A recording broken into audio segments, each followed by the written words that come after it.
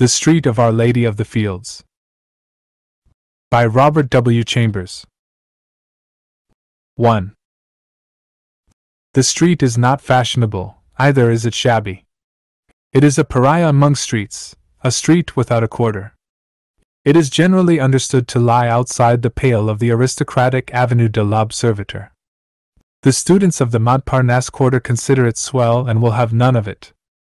The Latin quarter, from the Luxembourg, its northern frontier, sneers at its respectability and regards with disfavor the correctly costumed students who haunt it. Few strangers go into it.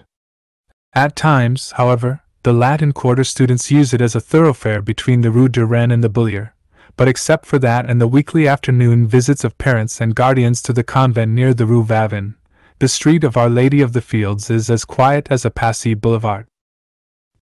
Perhaps the most respectable portion lies between the Rue de la Grande Chaumière and the Rue Vavin. At least this was the conclusion arrived at by the Reverend Joel Byram, as he rambled through it with Hastings in charge. To Hastings the street looked pleasant in the bright June weather, and he had begun to hope for its selection when the Reverend Byram shied violently at the cross on the convent opposite. "Jesuits," he muttered. "Well," said Hastings wearily, "I imagine we won't find anything better. You say yourself that vice is triumphant in Paris, and it seems to me that in every street we find Jesuits, or something worse." After a moment he repeated, "Or something worse, which of course I would not notice except for your kindness in warning me." Dr. Byram sucked in his lips and looked about him. He was impressed by the evident respectability of the surroundings. Then, frowning at the convent, he took Hastings' arm and shuffled across the street to an iron gateway which bore the number 201 bis painted in white on a blue ground. Below this was a notice printed in English. "For porter please press once. For servant please press twice. For parlor please press thrice." Hastings touched the electric button 3 times, and they were ushered through the garden and into the parlor by a trim maid. The dining-room door, just beyond, was open, and from the table in plain view a stout woman hastily arose and came toward them. Hastings caught a glimpse of a young man with a big head and several snuffy old gentlemen at breakfast, before the door closed and the stout woman waddled into the room, bringing with her an aroma of coffee and a black poodle. "It is a plaisir to you receive," she cried. "Monsieur is English?" "No. Americain." "Of course. My pensionat is for Americains surtout. Here all spik English, c'est à dire, ze personnel, ze servants do spik, plus au moins, a little. I am happy to have you come pensionnaires." "Madam," began Dr. Byram, but was cut short again.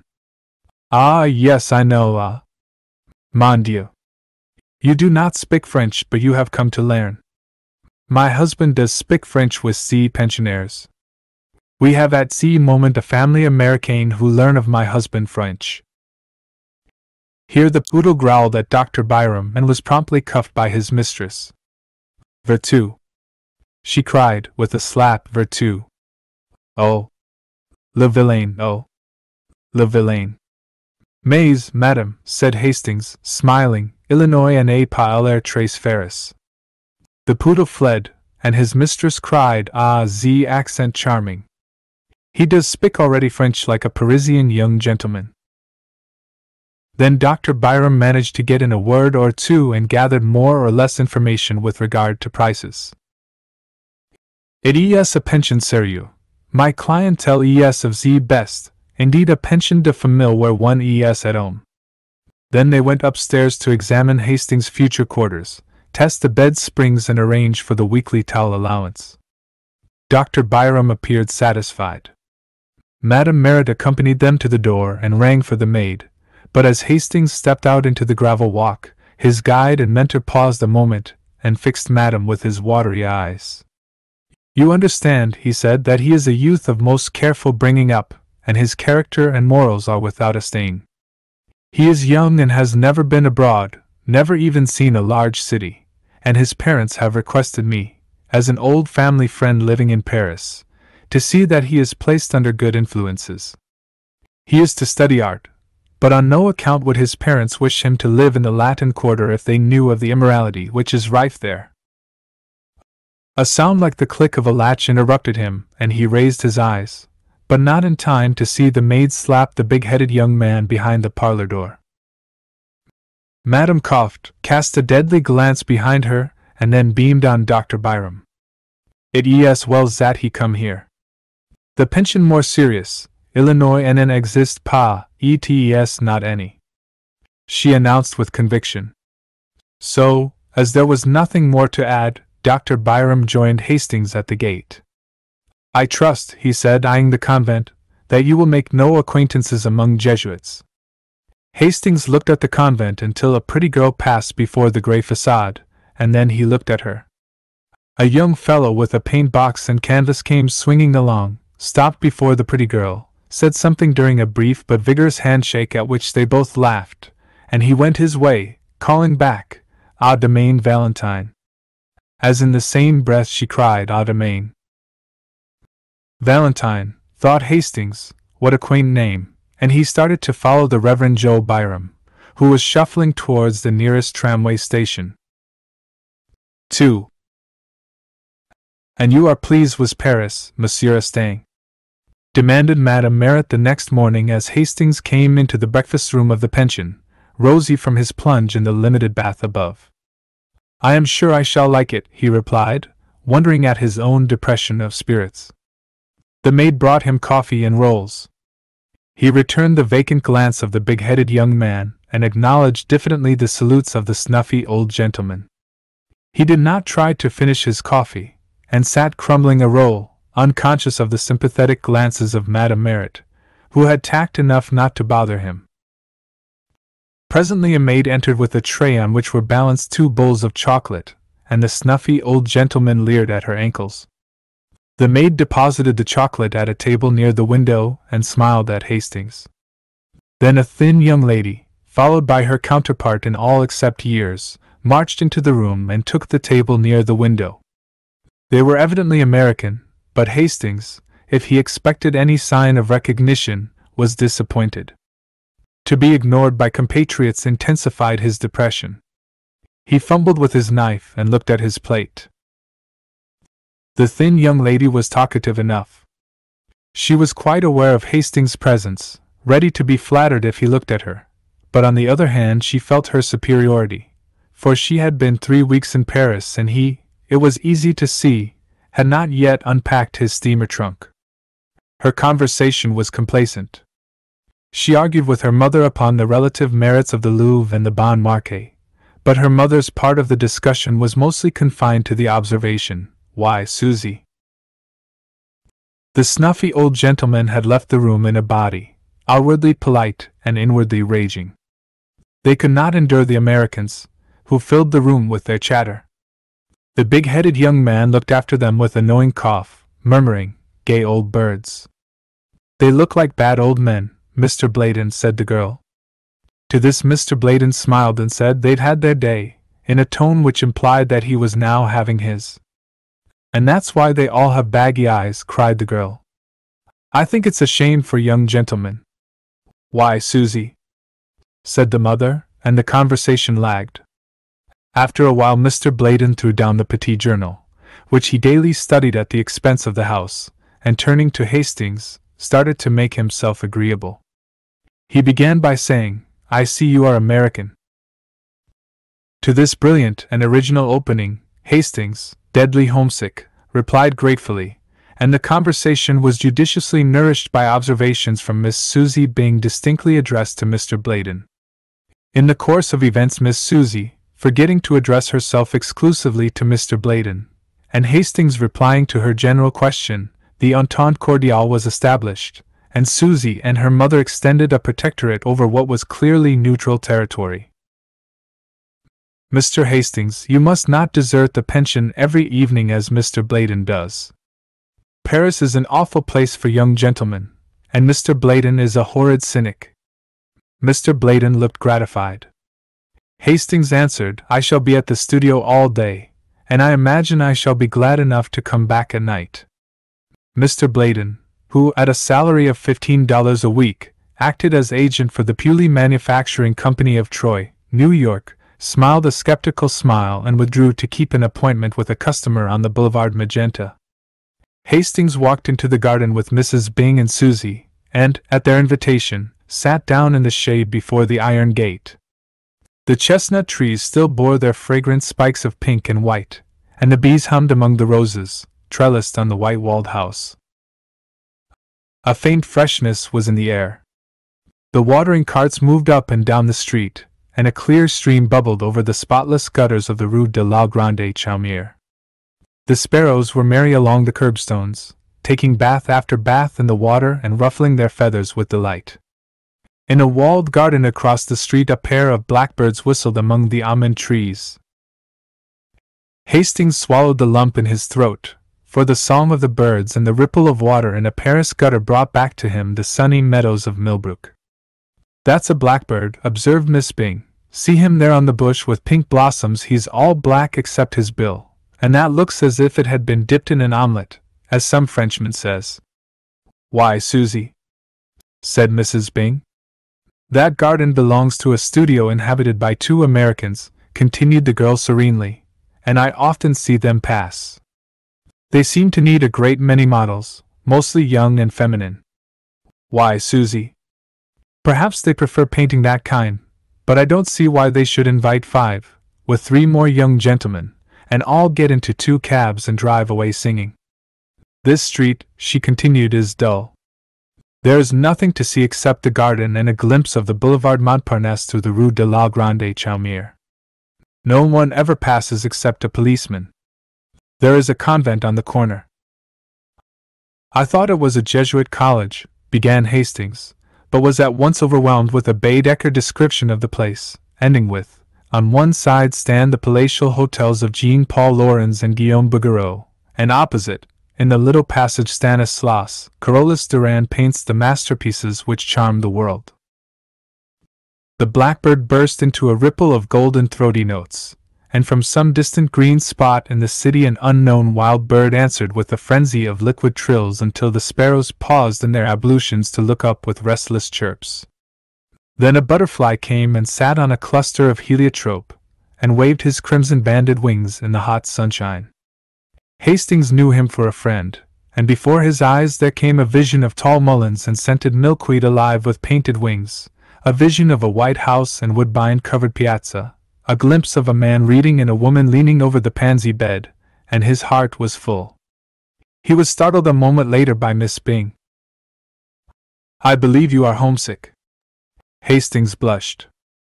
Miss Bing looked at him with a sympathetic sigh and continued, "Whenever I felt homesick at first I used to go with Mama and walk in the Luxembourg Gardens. I don't know why it is, but those old-fashioned gardens seem to bring me nearer home than anything in this artificial city." "But they are full of marble statues," said Mrs. Bing mildly. "I don't see the resemblance myself." "Where is the Luxembourg?" inquired Hastings after a silence. "Come with me to the gate," said Miss Bing. He rose and followed her, and she pointed out the Rue Vavin at the foot of the street. "You pass by the convent to the right," she smiled, and Hastings went. 3. The Luxembourg was a blaze of flowers. He walked slowly through the long avenues of trees, past mossy marbles and old-time columns, and threading the grove by the Brown's Lion, came upon the tree-crowned terrace above the fountain. Below lay the basin shining in the sunlight. Flowering almonds encircled the terrace, and in a greater spiral, groves of chestnuts wound in and out and down among the moist thickets by the western palace wing. At one end of the avenue of trees the observatory rose, its white domes piled up like an eastern mosque. At the other end stood the heavy palace, with every window pane ablaze in the fierce sun of June. Around the fountain, children and white-capped nurses armed with bamboo poles were pushing toy boats, whose sails hung limp in the sunshine. A dark policeman, wearing red epaulets and a dressed sword, watched them for a while and then went away to remonstrate with a young man who had unchained his dog. The dog was pleasantly occupied in rubbing grass and dirt into his back while his legs waved into the air. The policeman pointed at the dog. He was speechless with indignation. "Well, Captain," smiled the young fellow. "Well, Monsieur Student," growled the policeman. "What do you come and complain to me for?" "If you don't chain him, I'll take him," shouted the policeman. "What's that to me, mon capitaine?" "What, isn't that bulldog yours?" "If it was, don't you suppose I'd chain him?" The officer glared for a moment in silence, then deciding that as he was a student he was wicked, grabbed at the dog, who promptly dodged. Around and around the flower beds they raced, and when the officer came too near for comfort, the bulldog cut across a flower bed, which perhaps was not playing fair. The young man was amused, and the dog also seemed to enjoy the exercise. The policeman noticed this and decided to strike at the fountainhead of the evil. He stormed up to the student and said, "As the owner of this public nuisance, I arrest you." "But," objected the other, "I disclaimed the dog." That was a poser. It was useless to attempt to catch the dog until 3 gardeners lent a hand, but then the dog simply ran away and disappeared in the Rue de Medici. The policeman shambled off to find consolation among the white-capped nurses, and the student, looking at his watch, stood up yawning. Then, catching sight of Hastings, he smiled and bowed. Hastings walked over to the marble, laughing. "Why, Clifford," he said, "I didn't recognize you." "It's my mustache," sighed the other. "I sacrificed it to humor a whim of a friend. What do you think of my dog?" "Then he is yours," cried Hastings. "Of course. It's a pleasant change for him, this playing tag with policemen, but he is known now and I'll have to stop it. He's gone home. He always does when the gardeners take a hand. It's a pity, he's fond of rolling on lawns." Then they chatted for a moment of Hastings' prospects, and Clifford politely offered to stand his sponsor at the studio. "You see, old Tabby, I mean Dr. Byram, told me about you before I met you," explained Clifford, "and Elliot and I will be glad to do anything we can." Then, looking at his watch again, he muttered, "I have just 10 minutes to catch the Versailles train. Au revoir," and started to go, but catching sight of a girl advancing by the fountain, took off his hat with a confused smile. "Why are you not at Versailles?" she said, with an almost imperceptible acknowledgement of Hastings' presence. "I'm going," murmured Clifford. For a moment they faced each other, and then Clifford, very red, stammered, "With your permission, I have the honor of presenting to you my friend, Monsieur Hastings." Hastings bowed low. She smiled very sweetly, but there was something of malice in the quiet inclination of her small Parisienne head. "I could have wished," she said, "that Monsieur Clifford might spare me more time when he brings with him so charming an American." Must I go, Valentine?" began Clifford. "Certainly," she replied. Clifford took his leave with very bad grace, wincing, when she added, "And give my dearest love to Cecile." As he disappeared in the Rue d'Assas, the girl turned as if to go, but then suddenly remembering Hastings, looked at him and shook her head. "Monsieur Clifford is so perfectly harebrained," she smiled, "it is embarrassing sometimes." "You have heard, of course, all about his success at the Salon." He looked puzzled and she noticed it. "You have been to the Salon, of course." "Why, no," he answered, "I only arrived in Paris 3 days ago." She seemed to pay little heed to his explanation, but continued. Nobody imagined he had the energy to do anything good, but on varnishing day the Salon was astonished by the entrance of Monsieur Clifford, who strolled about as bland as you please with an orchid in his buttonhole, and a beautiful picture on the line. She smiled to herself at the reminiscence, and looked at the fountain. "Monsieur Bouguereau told me that Monsieur Julien was so astonished that he only shook hands with Monsieur Clifford in a dazed manner, and actually forgot to pat him on the back. Fancy," she continued with much merriment, "fancy Papa Julien forgetting to pat one on the back." Hastings, wondering at her acquaintance with the great Bouguereau, looked at her with respect. "May I ask," he said diffidently, "whether you are a pupil of Bouguereau?" "I," she said in some surprise. Then she looked at him curiously. Was he permitting himself the liberty of joking on such short acquaintance? His pleasant, serious face questioned hers. Tiens, she thought, what a droll man. You surely study art, he said. She leaned back on the crooked stick of her parasol and looked at him. Why do you think so? Because you speak as if you did. You are making fun of me, she said, and it is not good taste. She stopped, confused, as he colored to the roots of his hair. How long have you been in Paris? She said at length. 3 days, he replied gravely. But surely you are not a nouveau. You speak French too well. Then after a pause, really are you a nouveau? I am, he said. She sat down on the marble bench lately occupied by Clifford, and tilting her parasol over her small head looked at him. I don't believe it. He felt the compliment, and for a moment hesitated to declare himself one of the despised. Then mustering up his courage, he told her how new and green he was, and all with a frankness which made her blue eyes open very wide and her lips part in the sweetest of smiles. You have never seen a studio? Never. Nor a model? No. How funny, she said solemnly. Then they both laughed. And you, he said, have seen studios? Hundreds. And models? Millions. And you know Bouguereau?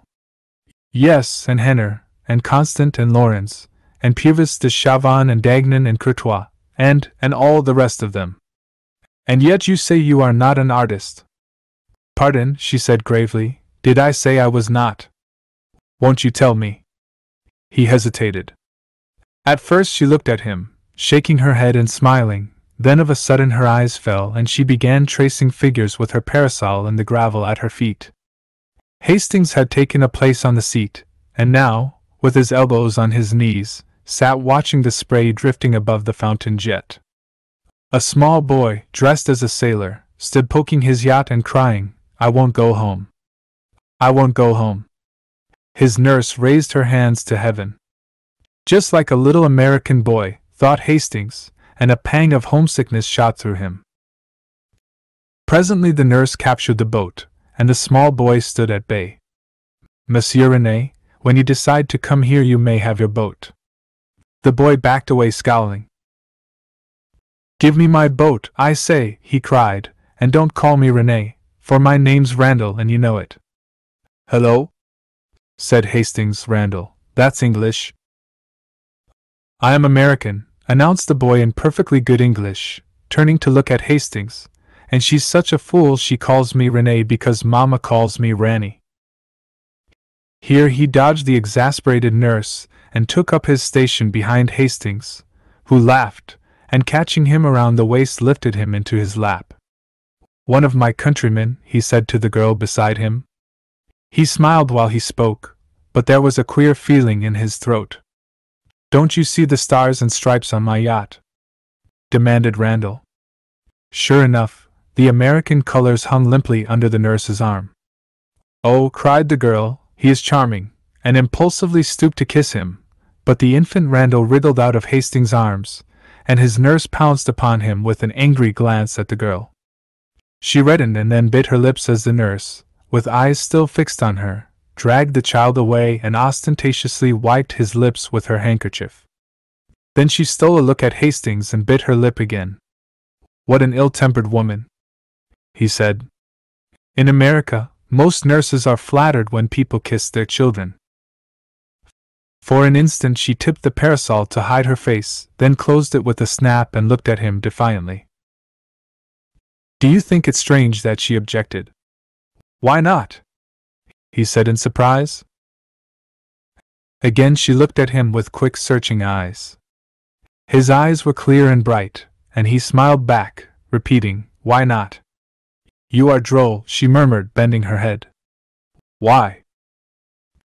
But she made no answer, and sat silent, tracing curves and circles in the dust with her parasol. After a while he said, I am glad to see that young people have so much liberty here. I understood that the French were not at all like us. You know, in America, or at least where I live in Millbrook, girls have every liberty, go out alone and receive their friends alone, and I was afraid I should miss it here. But I see how it is now, and I am glad I was mistaken." She raised her eyes to his and kept them there.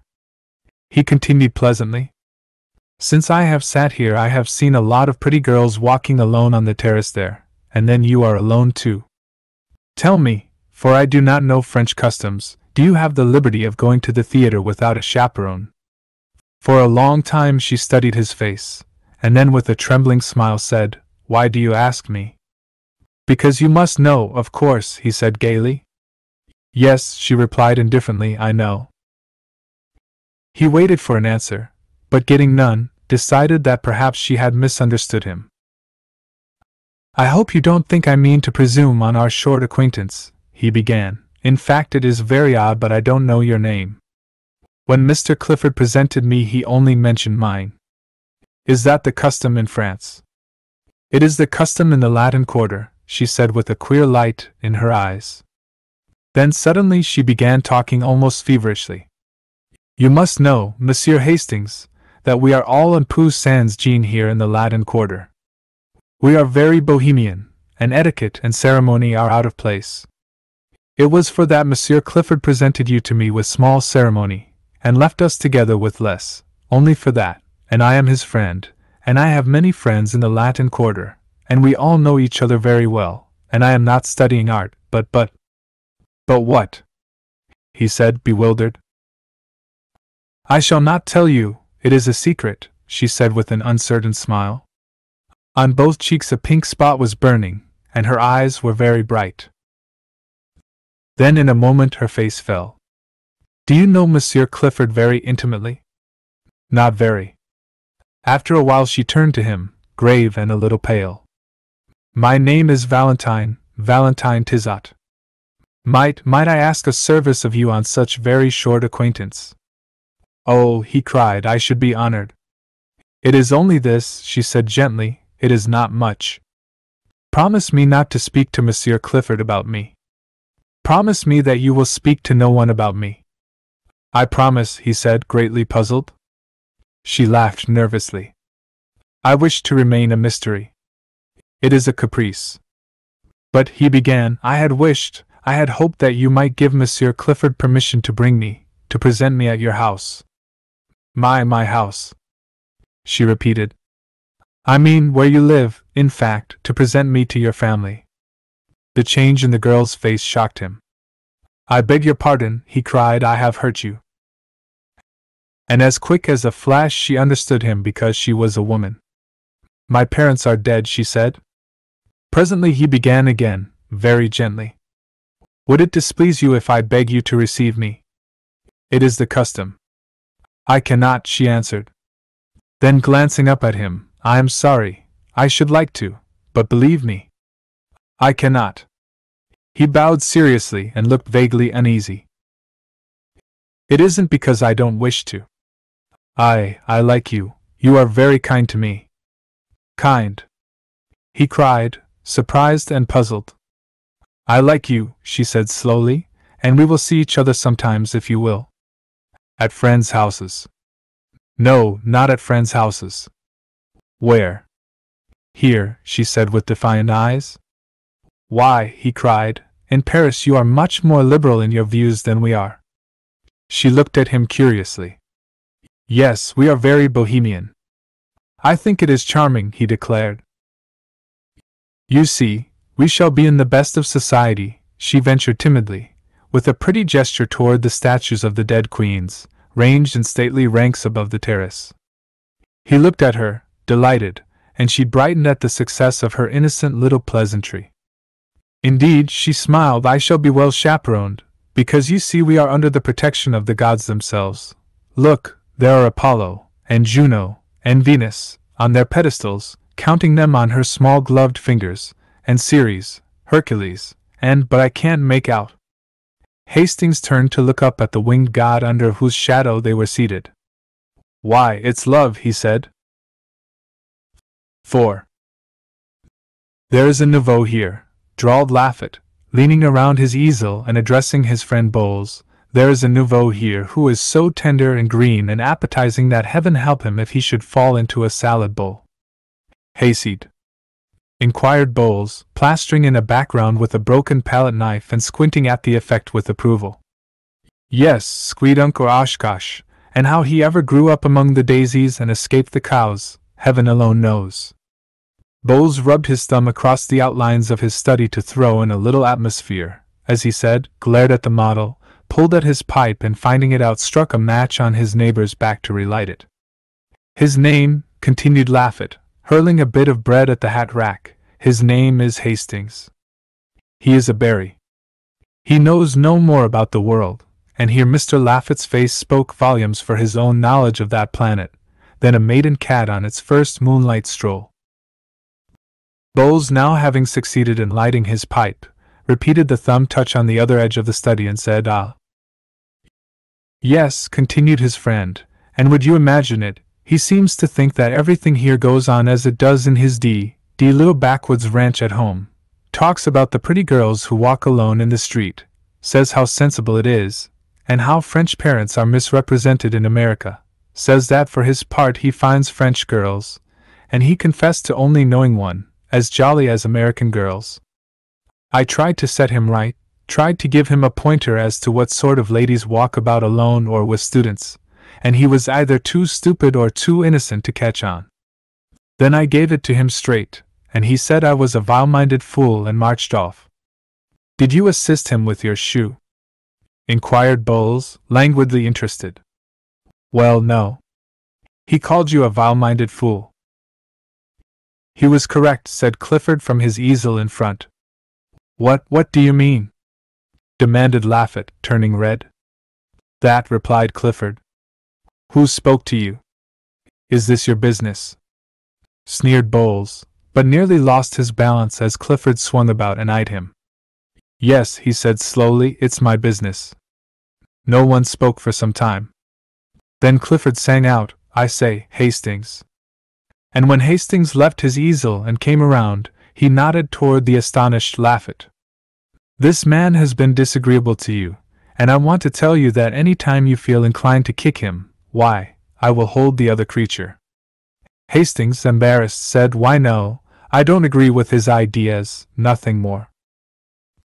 Clifford said naturally, and slipping his arm through Hastings, strolled about with him, and introduced him to several of his own friends, at which all the nouveaux opened their eyes with envy, and the studio were given to understand that Hastings, although prepared to do menial work as the latest nouveau, was already within the charmed circle of the old, respected and feared, the truly great.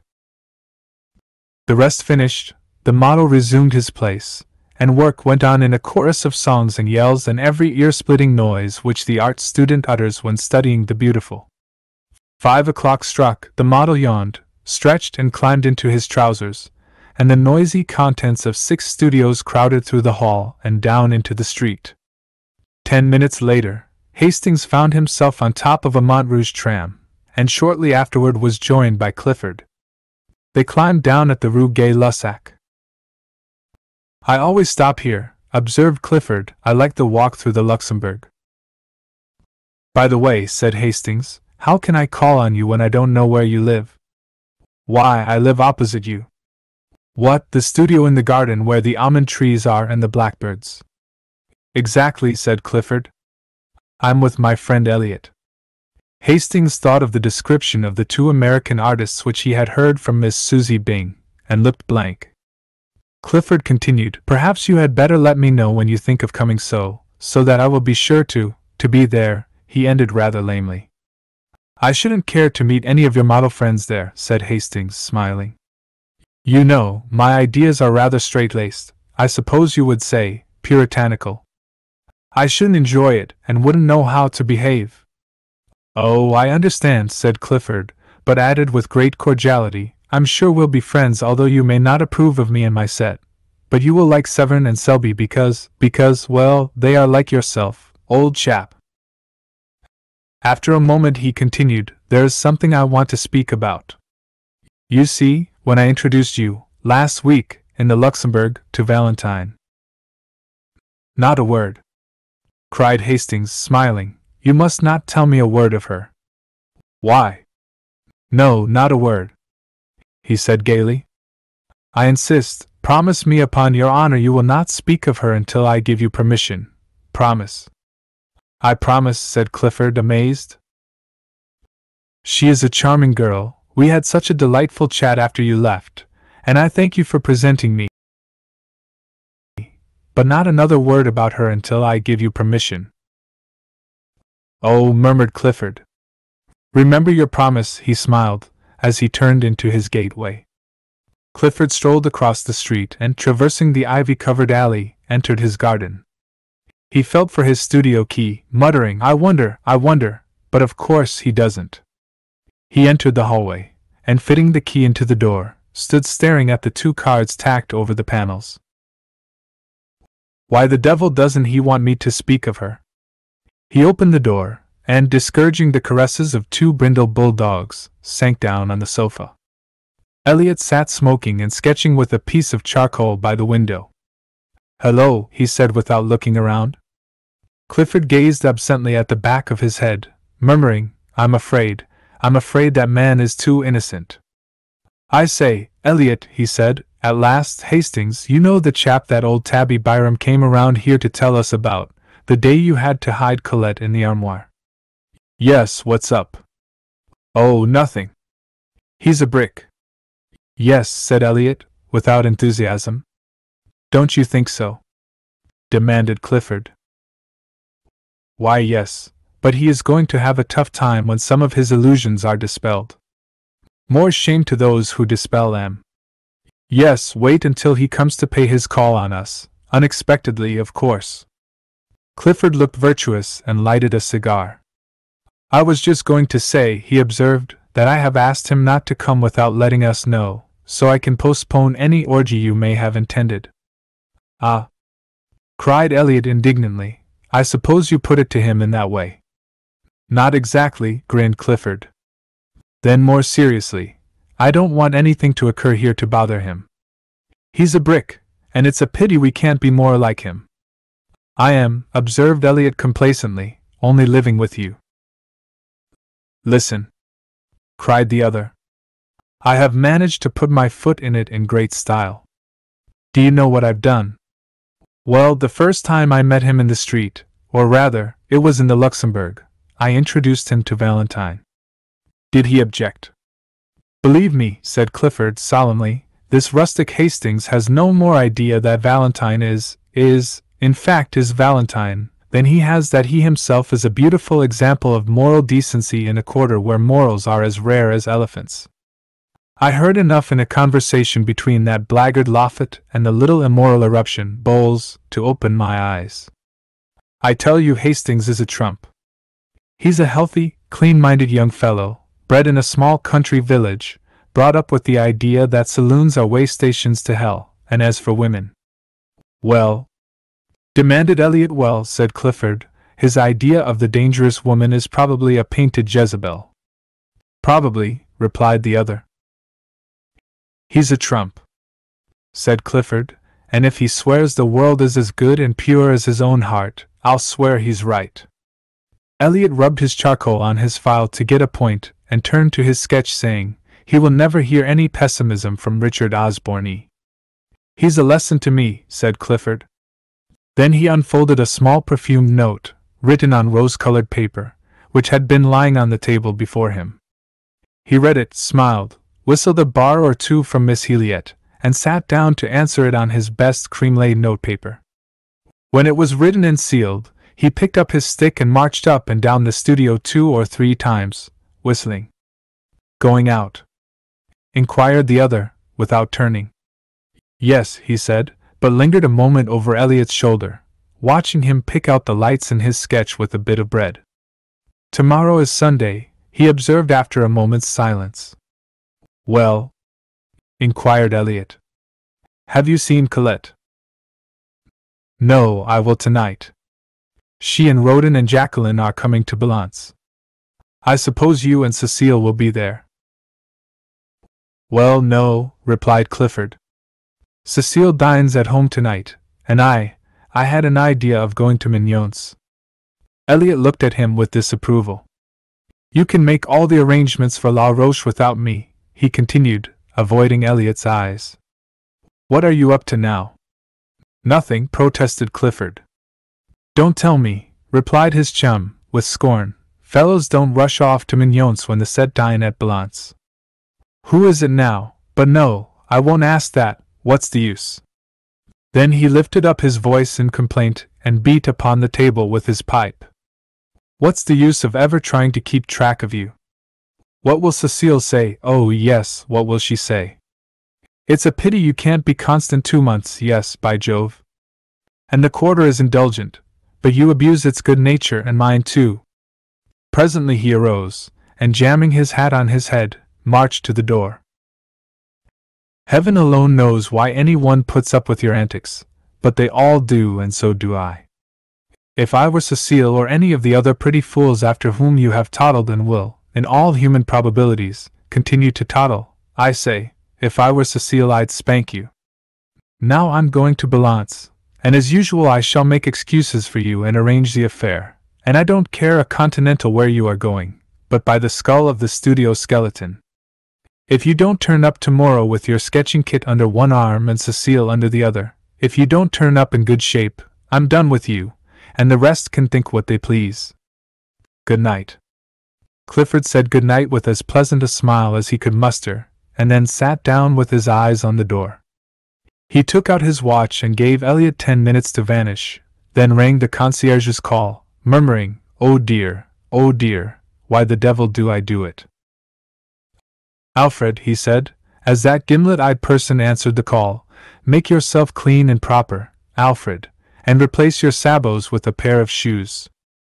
Then put on your best hat, and take this letter to the big white house in the Rue du Dragon. There is no answer, mon petit Alfred. The concierge departed with a snort in which unwillingness for the errand and affection for him, Clifford, were blended. Then with great care the young fellow arrayed himself in all the beauties of his and Elliot's wardrobe. He took his time about it, and occasionally interrupted his toilet to play his banjo or make pleasing diversion for the bulldogs by gambling about on all fours. I've got 2 hours before me, he thought, and borrowed a pair of Elliot's silken footgear, with which he and the dogs played ball until he decided to put them on. Then he lighted a cigarette and inspected his dress coat. When he had emptied it of 4 handkerchiefs, a fan, and a pair of crumpled gloves as long as his arm, he decided it was not suited to add eclat to his charms and cast about in his mind for a substitute. Elliot was too thin, and anyway, his coats were now under lock and key. Roden probably was as badly off as himself. Hastings was the man. But when he threw on a smoking jacket and sauntered over to Hastings' house, he was informed that he had been gone over an hour. Now, where in the name of all that's reasonable could he have gone? Muttered Clifford, looking down the street. The maid didn't know, so he bestowed upon her a fascinating smile and lounged back to the studio. Hastings was not far away. The Luxembourg is within 5 minutes' walk of the Rue Notre Dame des Champs, and there he sat under the shadow of a winged god, and there he had sat for an hour, poking holes in the dust and watching the steps which lead from the northern terrace to the fountain. The sun hung, a purple globe, above the misty hills of Meudon. Long streamers of clouds touched with rose swept low on the western sky, and the dome of the distant Invalides burned like an opal through the haze.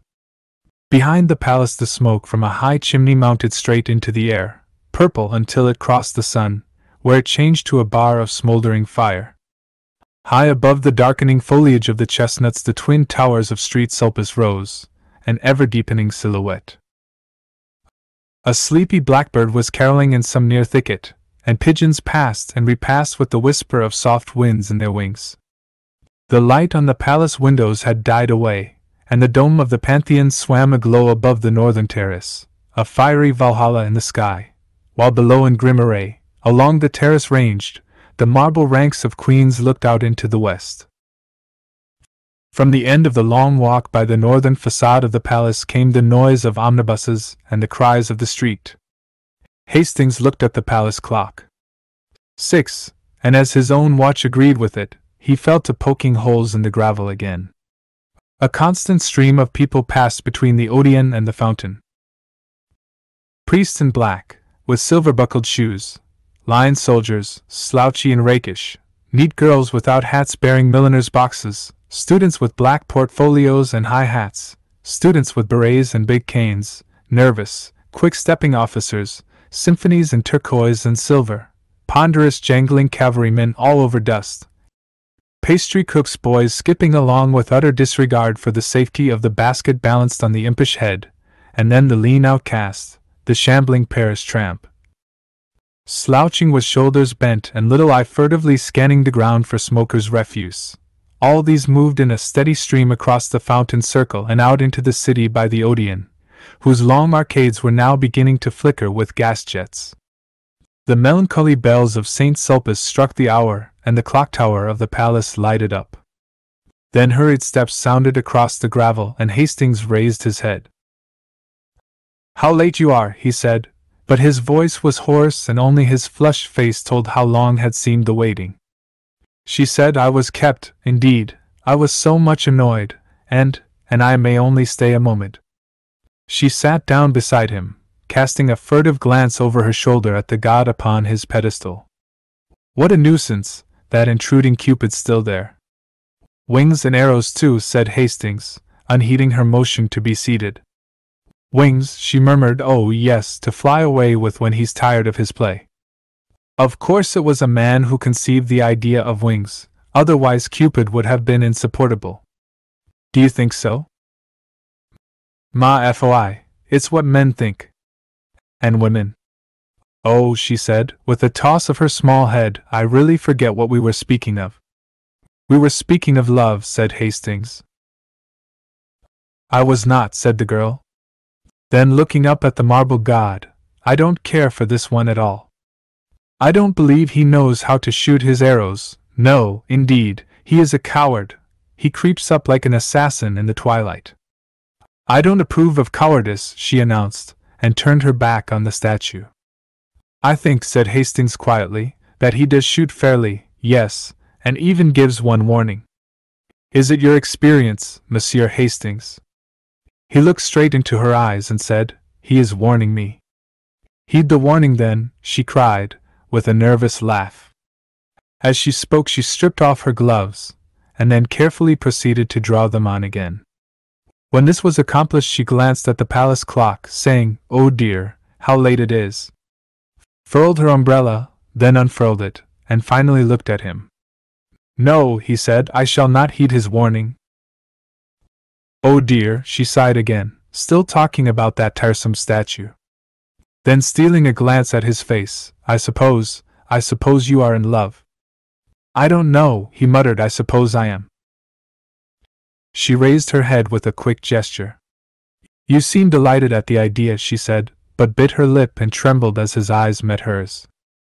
Then sudden fear came over her, and she sprang up, staring into the gathering shadows. "Are you cold?" he said. But she only answered, oh dear, it is late, so late. I must go, good night." She gave him her gloved hand a moment, and then withdrew it with a start. "What is it?" he insisted. "Are you frightened?" She looked at him strangely. No, not frightened, you are very good to me." "By Jove!" he burst out, "what do you mean by saying I'm good to you? That's at least the third time, and I don't understand." The sound of a drum from the guardhouse at the palace cut him short. "Listen," she whispered, "they are going to close. It's late, oh so late." The rolling of the drum came nearer and nearer, and then the silhouette of the drummer cut the sky above the eastern terrace. The fading light lingered a moment on his belt and bayonet, then he passed into the shadows, drumming the echoes awake. The roll became fainter along the eastern terrace, then grew and rattled with increasing sharpness when he passed the avenue by the Bronze Lion and turned down the western terrace walk. Louder and louder the drums sounded, and the echoes struck back the notes from the grey palace wall, and now the drummer loomed up before them, his red trousers a dull spot in the gathering gloom, the brass of his drum and bayonet touched with a pale spark, his epaulets tossing on his shoulders. He passed, leaving the crash of the drum in their ears, and far into the alley of trees they saw his little tin cup shining on his haversack. Then the sentinels began the monotonous cry, "On firm! On firm!" And the bugle blew from the barracks in the Rue de Tournon. "On firm! On firm! Good night," she whispered. "I must return alone tonight." He watched her until she reached the northern terrace, and then sat down on the marble seat until a hand on his shoulder and a glimmer of bayonets warned him away. She passed on through the grove, and turning into the Rue de Medici, traversed it to the boulevard. At the corner she bought a bunch of violets, and walked on along the boulevard to the Rue des Écoles. A cab was drawn up before Blant's, and a pretty girl aided by Elliot jumped out. "Valentine," cried the girl, "come with us." "I can't," she said, stopping a moment. "I have a rendezvous at Mignon's." "Not Victor," cried the girl, laughing, but she passed with a little shiver, nodding good night. Then turning into the Boulevard Street Germain, she walked a tittle faster to escape a gay party sitting before the Café Cluny who called to her to join them. At the door of the restaurant Mignon stood a coal-black Negro in buttons. He took off his peaked cap as she mounted the carpeted stairs.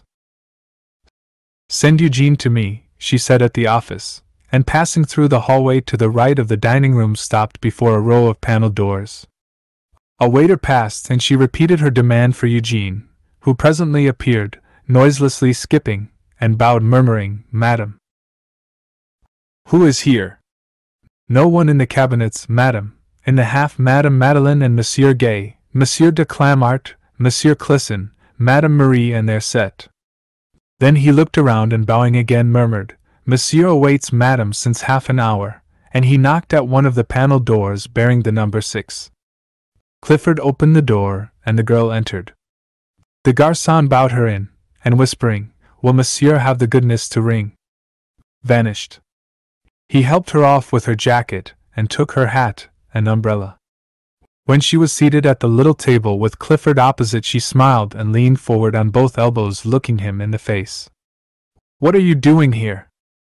she demanded. "Waiting," he replied, in accents of adoration. For an instant she turned and examined herself in the glass. The wide blue eyes, the curling hair, the straight nose and short curled lip flashed in the mirror an instant only, and then its depths reflected her pretty neck and back. "Thus do I turn my back on vanity," she said, and then leaning forward again, "What are you doing here?" "Waiting for you," repeated Clifford, slightly troubled. "And Cecile?" "Now don't, Valentine."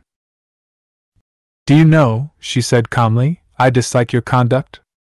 He was a little disconcerted, and rang for Eugene to cover his confusion. The soup was bisque, and the wine Pommery, and the courses followed each other with the usual regularity until Eugene brought coffee, and there was nothing left on the table but a small silver lamp. "Valentine," said Clifford, after having obtained permission to smoke, "is it the Vaudeville or the Eldorado, or both, or the Nouveau Cirque, or—" "It is here," said Valentine. "Well," he said, greatly flattered, "I'm afraid I couldn't amuse you." "Oh, yes, you are funnier than the Eldorado." "Now see here, don't guy me, Valentine. You always do, and you know what they say, a good laugh kills." "What?" "Air, love and all that." She laughed until her eyes were moist with tears. "Tiens," she cried, "he is dead then?" Clifford eyed her with growing alarm. "Do you know why I came?" she said. "No," he replied uneasily, "I don't." "How long have you made love to me?" "Well," he admitted, somewhat startled, "I should say, for about a year." "It is a year, I think." "Are you not tired?" He did not answer. "Don't you know that I like you too well to ever fall in love with you?" she said. "Don't you know that we are too good comrades, too old friends for that? And were we not, do you think that I do not know your history, Monsieur Clifford?" Don't be so sarcastic," he urged. "Don't be unkind, Valentine." "I'm not. I'm kind." I'm very kind to you and to Cecile. Cecile is tired of me. I hope she is, said the girl, for she deserves a better fate. Tiens, do you know your reputation in the quarter? Of the inconstant, the most inconstant, utterly incorrigible, and no more serious than a gnat on a summer night. Poor Cecile. Clifford looked so uncomfortable that she spoke more kindly. I like you. You know that. Everybody does. You are a spoiled child here. Everything is permitted you and every one makes allowance, but every one cannot be a victim to caprice. Caprice! He cried. By Jove, if the girls of the Latin Quarter are not capricious. Never mind about that.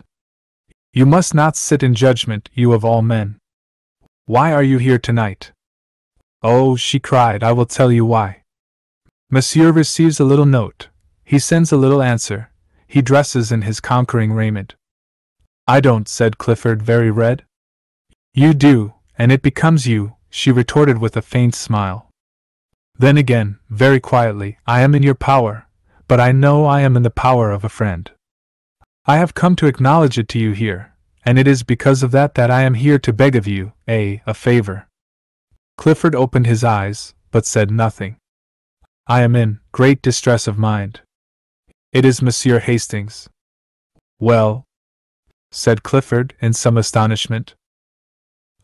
I want to ask you, she continued in a low voice, I want to ask you to, in case you should speak of me before him, not to say, I shall not speak of you to him, he said quietly. Can you prevent others? I might if I was present. May I ask why? That is not fair, she murmured. You know how he considers me, as he considers every woman. You know how different he is from you and the rest. I have never seen a man, such a man as Monsieur Hastings. He let his cigarette go out unnoticed. I am almost afraid of him, afraid he should know what we all are in the quarter. Oh, I do not wish him to know. I do not wish him to turn from me, to cease from speaking to me as he does. You and the rest cannot know what it has been to me. I could not believe him, I could not believe he was so good and noble. I do not wish him to know so soon. He will find out, sooner or later, he will find out for himself, and then he will turn away from me. Why? She cried passionately. Why should he turn from me and not from you? Clifford, much embarrassed, eyed his cigarette. The girl rose, very white. He is your friend, you have a right to warn him. He is my friend, he said at length. They looked at each other in silence. Then she cried, by all that I hold to me most sacred, you need not warn him. I shall trust your word, he said pleasantly. 5. The month passed quickly for Hastings, and left few definite impressions after it. It did leave some, however. One was a painful impression of meeting Mr. Bladen on the Boulevard des Capucines in company with a very pronounced young person whose laugh dismayed him, and when at last he escaped from the café where Mr. Bladen had hauled him to join them in a bock, he felt as if the whole boulevard was looking at him, and judging him by his company. Later, an instinctive conviction regarding the young person with Mr. Bladen sent the hot blood into his cheek, and he returned to the pension in such a miserable state of mind that Miss Byng was alarmed and advised him to conquer his homesickness at once. Another impression was equally vivid. One Saturday morning, feeling lonely, his wanderings about the city brought him to the Gare Street Lazare. It was early for breakfast, but he entered the Hotel Terminus and took a table near the window. As he wheeled about to give his order, a man passing rapidly along the aisle collided with his head, and looking up to receive the expected apology, he was met instead by a slap on the shoulder and a hearty, "What the deuce are you doing here, old chap?" It was Roden, who seized him and told him to come along. So, mildly protesting, he was ushered into a private dining room where Clifford, rather red, jumped up from the table and welcomed him with a startled air which was softened by the unaffected glee of Roden and the extreme courtesy of Elliot. The latter presented him to 3 bewitching girls who welcomed him so charmingly and seconded Roden in his demand that Hastings should make one of the party, that he consented at once. While Elliot briefly outlined the projected excursion to La Roche, Hastings delightedly ate his omelette, and returned the smiles of encouragement from Cecile and Colette and Jacqueline. Meantime, Clifford in a bland whisper was telling Roden what an ass he was.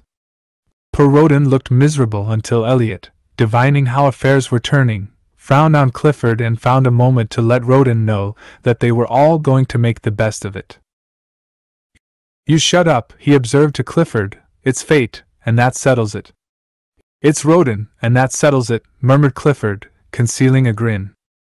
For after all he was not Hastings' wet nurse. So it came about that the train which left the Gare Street Lazare at 9:15 a.m. stopped a moment in its career towards Havre and deposited at the Red Roof station of La Roche a merry party, armed with sunshades, trout rods, and one cane, carried by the non-combatant Hastings. Then, when they had established their camp in a grove of sycamores which bordered the little river Epte, Clifford, the acknowledged master of all that pertained to sportsmanship, took command. "You, Roden," he said, "divide your flies with Elliot, and keep an eye on him, or else he'll be trying to put on a float and sinker." "Prevent him by force from grubbing about for worms," Elliot protested, but was forced to smile in the general laugh. "You make me ill," he asserted. "Do you think this is my first trout?" "I shall be delighted to see your first trout," said Clifford, and dodging a fly hook, hurled with intent to hit, proceeded to sort and equip 3 slender rods destined to bring joy and fish to Cecile, Colette, and Jacqueline. With perfect gravity he ornamented each line with 4 split shot, a small hook, and a brilliant quill float. "I shall never touch the worms," announced Cecile with a shudder. Jacqueline and Colette hastened to sustain her, and Hastings pleasantly offered to act in the capacity of general baiter and taker off of fish. But Cecile, doubtless fascinated by the gaudy flies in Clifford's book, decided to accept lessons from him in the true art, and presently disappeared up the Epte with Clifford in tow. Elliot looked doubtfully at Colette. "I prefer gudgeons," said that damsel with decision, "and you and Monsieur Roden may go away when you please, may they not, Jacqueline?" "Certainly," responded Jacqueline. Elliot, undecided, examined his rod and reel. "You've got your reel on wrong side up," observed Roden. Elliot wavered, and stole a glance at Colette. "I have almost decided not to flip the flies about just now," he began. "There's the pole that Cecile left." "Don't call it a pole," corrected Roden. "Rod, then," continued Elliot, and started off in the wake of the 2 girls, but was promptly collared by Roden. "No, you don't. Fancy a man fishing with a float and sinker when he has a fly rod in his hand. You come along." Where the placid little Epte flows down between its thickets to the Seine, a grassy bank shadows the haunt of the gudgeon, and on this bank sat Colette and Jacqueline and chattered and laughed, and watched the swerving of the scarlet quills, while Hastings, his hat over his eyes, his head on a bank of moss, listened to their soft voices and gallantly unhooked the small and indignant gudgeon when a flash of a rod and a half-suppressed scream announced a catch. The sunlight filtered through the leafy thickets, awaking to song the forest birds. Magpies in spotless black and white flirted past, alighting nearby with a hop and bound and twitch of the tail. Blue and white jays with rosy breasts shrieked through the trees, and a low-sailing hawk wheeled among the fields of ripening wheat, putting to flight flocks of twittering hedge birds. Across the Seine a gull dropped on the water like a plume. The air was pure and still. Scarcely a leaf moved. Sounds from a distant farm came faintly, the shrill cock crow and dull baying. Now and then a steam tug with big raking smoke pipe, bearing the name Geep 27, plowed up the river dragging its interminable train of barges, or a sailboat dropped down with the current towards sleepy Rouen. A faint fresh odor of earth and water hung in the air, and through the sunlight, orange-tipped butterflies danced above the marsh grass, soft velvety butterflies flapped through the mossy woods. Hastings was thinking of Valentine. It was 2 o'clock when Elliot strolled back, and frankly admitting that he had eluded Roden, sat down beside Colette and prepared to doze with satisfaction. "Where are your trout?" said Colette severely. "They still live," murmured Elliot, and went fast asleep. Roden returned shortly after, and casting a scornful glance at the slumbering one, displayed 3 crimson-flecked trout. "And that," smiled Hastings lazily, "that is the holy end to which the faithful plod, the slaughter of these small fish with a bit of silk and feather." Roden disdained to answer him. Colette caught another gudgeon and awoke Elliot, who protested and gazed about for the lunch baskets, as Clifford and Cecile came up demanding instant refreshment.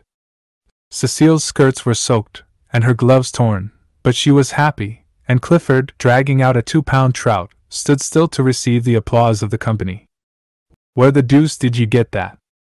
demanded Elliot. Cecile, wet and enthusiastic, recounted the battle, and then Clifford eulogized her powers with the fly and, in proof, produced from his creel a defunct chub, which, he observed, just missed being a trout. They were all very happy at luncheon, and Hastings was voted charming. He enjoyed it immensely, only it seemed to him at moments that flirtation went further in France than in Millbrook, Connecticut, and he thought that Cecile might be a little less enthusiastic about Clifford, that perhaps it would be quite as well if Jacqueline sat further away from Roden, and that possibly Colette could have, for a moment at least, taken her eyes from Elliot's face. Still he enjoyed it, except when his thoughts drifted to Valentine, and then he felt that he was very far away from her. La Roche is at least an hour and a half from Paris. It is also true that he felt a happiness, a quick heartbeat when, at 8 o'clock that night, the train which bore them from La Roche rolled into the Gare Street Lazare, and he was once more in the city of Valentine. "Good night," they said, pressing around him. "You must come with us next time." He promised, and watched them, 2 by 2, drift into the darkening city, and stood so long that, when again he raised his eyes, the vast boulevard was twinkling with gas jets through which the electric lights stared like moons. 6. It was with another quick heartbeat that he awoke next morning, for his first thought was of Valentine. The sun already gilded the towers of Notre Dame, the clatter of workmen's sabots awoke sharp echoes in the street below, and across the way a blackbird in a pink almond tree was going into an ecstasy of trills. He determined to awake Clifford for a brisk walk in the country, hoping later to beguile that gentleman into the American church for his soul's sake. He found Alfred the gimlet-eyed washing the asphalt walk which led to the studio. "Monsieur Elliot," he replied to the perfunctory inquiry, "Je ne sais pas." "And Monsieur Clifford," began Hastings, somewhat astonished. "Monsieur Clifford," said the concierge with fine irony, "will be pleased to see you, as he retired early. In fact, he has just come in." Hastings hesitated while the concierge pronounced a fine eulogy on people who never stayed out all night, and then came battering at the lodge gate during hours which even a gendarme held sacred to sleep. He also discoursed eloquently upon the beauties of temperance, and took an ostentatious draught from the fountain in the court. "I do not think I will come in," said Hastings. "Pardon, monsieur," growled the concierge, "perhaps it would be well to see Monsieur Clifford. He possibly needs aid. He drives forth with hair brushes and boots. It is a mercy if he has not set fire to something with his candle." Hastings hesitated for an instant, but swallowing his dislike of such a mission, walked slowly through the ivy-covered alley and across the inner garden to the studio. He knocked. Perfect silence. Then he knocked again, and this time something struck the door from within with a crash. That, said the concierge, was a boot. He fitted his duplicate key into the lock and ushered Hastings in. Clifford, in disordered evening dress, sat on the rug in the middle of the room. He held in his hand a shoe, and did not appear astonished to see Hastings. "Good morning, do you use Pear's soap?" he inquired with a vague wave of his hand and a vaguer smile. Hastings' heart sank. "For heaven's sake," he said, "Clifford, go to bed." "Not while that Alfred pokes his shaggy head in here and I have a shoe left." Hastings blew out the candle, picked up Clifford's hat and cane, and said, with an emotion he could not conceal, "This is terrible, Clifford, I never knew you did this sort of thing. Well, I do, said Clifford. Where is Elliot? Old chap, returned Clifford, becoming maudlin. Providence which feeds, sparrows and that sort of thing watcheth over the intemperate wanderer. Where is Elliot? But Clifford only wagged his head and waved his arm about. He's out there, somewhere about. Then suddenly feeling a desire to see his missing chum, lifted up his voice and howled for him. Hastings, thoroughly shocked, sat down on the lounge without a word. Presently, after shedding several scalding tears, Clifford brightened up and rose with great precaution. Old chap, he observed, do you want to see a miracle? Well, here goes. I'm going to begin. He paused, beaming at vacancy. A miracle, he repeated. Hastings supposed he was alluding to the miracle of his keeping his balance, and said nothing. I'm going to bed, he announced. Poor old Clifford's going to bed, and that's a miracle. And he did with a nice calculation of distance and equilibrium which would have wrung enthusiastic yells of applause from Elliot had he been there to assist and connoisseur. But he was not. He had not yet reached the studio. He was on his way, however, and smiled with magnificent condescension on Hastings, who, half an hour later, found him reclining upon a bench in the Luxembourg. He permitted himself to be aroused, dusted and escorted to the gate. Here, however, he refused all further assistance, and bestowing a patronizing bow upon Hastings, steered a tolerably true course for the Rue Vavin. Hastings watched him out of sight, and then slowly retraced his steps toward the fountain. At first he felt gloomy and depressed, but gradually the clear air of the morning lifted the pressure from his heart, and he sat down on the marble seat under the shadow of the winged god. The air was fresh and sweet with perfume from the orange flowers. Everywhere pigeons were bathing, dashing the water over their iris-hued breasts, flashing in and out of the spray or nestling almost to the neck along the polished basin. The sparrows, too, were abroad in force, soaking their dust-colored feathers in the limpid pool and chirping with might and main. Under the sycamores which surrounded the duck pond opposite the fountain of Marie de Medici, the waterfowl cropped the herbage, or waddled in rows down the bank to embark on some solemn aimless cruise. Butterflies, somewhat lame from a chilly night's repose under the lilac leaves, crawled over and over the white phlox, or took a rheumatic flight towards some sun-warmed shrub. The bees were already busy among the heliotrope, and one or two gray flies with brick-colored eyes sat in a spot of sunlight beside the marble seat, or chased each other about, only to return again to the spot of sunshine and rub their forelegs, exulting. The sentries paced briskly before the painted boxes, pausing at times to look toward the guardhouse for their relief.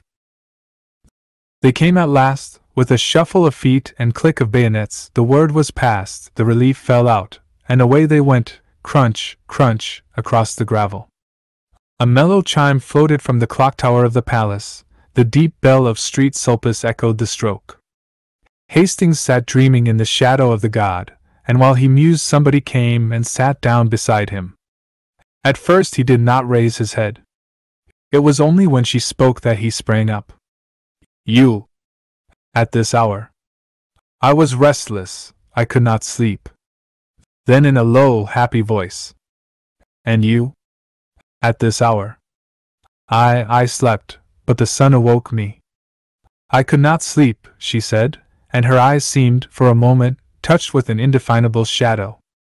Then, smiling, I am so glad, I seemed to know you were coming. Don't laugh, I believe in dreams. Did you really dream of my being here? I think I was awake when I dreamed it, she admitted. Then for a time they were mute, acknowledging by silence the happiness of being together. And after all their silence was eloquent, for faint smiles, and glances born of their thoughts, crossed and recrossed, until lips moved and words were formed, which seemed almost superfluous. What they said was not very profound. Perhaps the most valuable jewel that fell from Hastings' lips bore direct reference to breakfast. I have not yet had my chocolate, she confessed, but what a material man you are.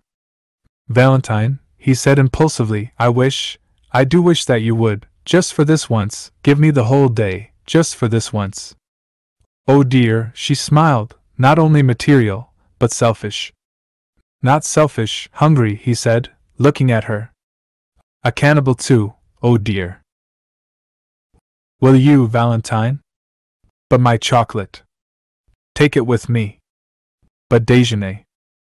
Together, at Street Cloud. But I can't. Together, all day long, will you, Valentine? She was silent. Only for this once. Again that indefinable shadow fell across her eyes, and when it was gone she sighed. Yes, together, only for this once. All day, he said, doubting his happiness. All day, she smiled, and oh, I am so hungry. He laughed, enchanted. What a material young lady it is. On the Boulevard Street Michel there is a cremerie painted white and blue outside, and neat and clean as a whistle inside. The auburn-haired young woman who speaks French like a native, and rejoices in the name of Murphy, smiled at them as they entered, and tossing a fresh napkin over the zinc tete-a-tete table, whisked before them 2 cups of chocolate and a basket full of crisp, fresh croissants. The primrose-colored pats of butter, each stamped with a shamrock in relief, seemed saturated with the fragrance of Normandy pastures. How delicious! They said in the same breath, and then laughed at the coincidence. With but a single thought, he began. How absurd! She cried with cheeks all rosy.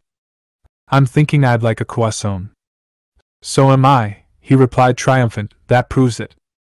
Then they had a quarrel, she accusing him of behavior unworthy of a child in arms, and he denying it, and bringing counter-charges, until Mademoiselle Murphy laughed in sympathy, and the last croissant was eaten under a flag of truce.